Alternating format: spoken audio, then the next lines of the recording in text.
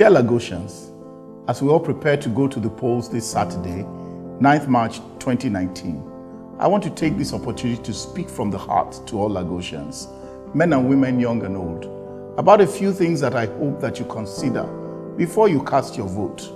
The choice that we face in this election is not just a choice between candidates of various political parties. It is a choice that will determine the kind of Lagos that we want for ourselves and that of our children and our grandchildren. Do we want to live in a Lagos that thrives on fear and terror? Or do we want a Lagos where we can be hopeful, knowing that irrespective of our religion, gender, or ethnic group, opportunities abound for the hardworking and the industrious? Do we want to live in a Lagos that prioritizes the interest of one man? Or do we want a Lagos that puts the interest of its people first at all times? During this campaign, we set out to listen, to learn, and to be inspired by your stories, your frustrations, and the triumphs of ordinary Lagosians. From the small business entrepreneurs, to those of you working at offices, to those looking for jobs, or those of you still in school, one quality that I'm proud of in we Lagosians is the strength and tenacity that we have in our hearts that allows us to thrive despite the ordeals we go through on a daily basis. Everywhere we visited, from Ikorodu to Badagry, Ikeja to Epe, I met hard-working people who were getting by with little or no help from the government.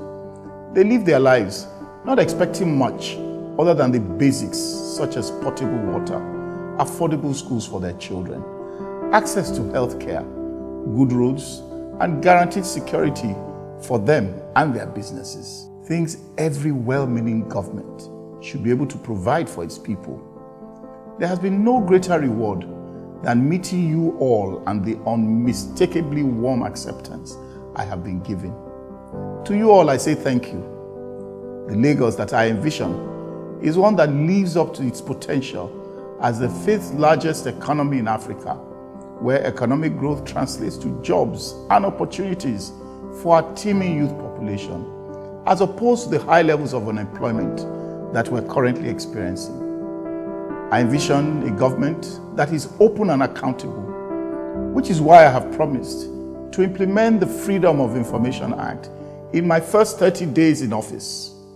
I launched my big idea, which is going to re-anchor the life and economy of Lagos on the provision of education, investing first in our future, our children, our people, and not just in physical things, because even the value of infrastructure is limited when the people aren't harvested or beneficiated. In the last few days, I've reflected a lot on our past as a nation, and especially our ability to manage our diversity. At Nigeria's independence, our national anthem at that time reflected the hope of this nation that though tribe and tongue may differ, in brotherhood we stand, to build a nation where no one is oppressed, so that this country may be blessed. I do not at all underrate the severity of the ordeal which lies before us.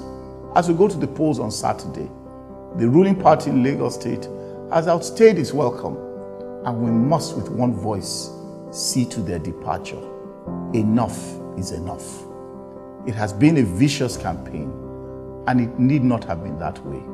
Destroying posters, threatening our financial supporters, bullying our supporters, challenging our ethnic diversity, and much more. Just before I close, a word for our women. I have discovered that our Nigerian women have truly come to their own, transferring the leadership they have shown at home onto the streets. I admire you all. I congratulate and challenge you to take up your mandate on Saturday and fearlessly help us to claim your freedom. I've reached out to our law enforcement agencies, the police, civil defense, and the Nigerian Army to offer Lagosians the necessary protection, and they have all assured us of peace at the polls. The Lagos we all desire can be won. It exists. It is real. It is possible. It is ours. My name is Jimi Agbaje. I'm running for Governor of Lagos State on the platform of the People's Democratic Party.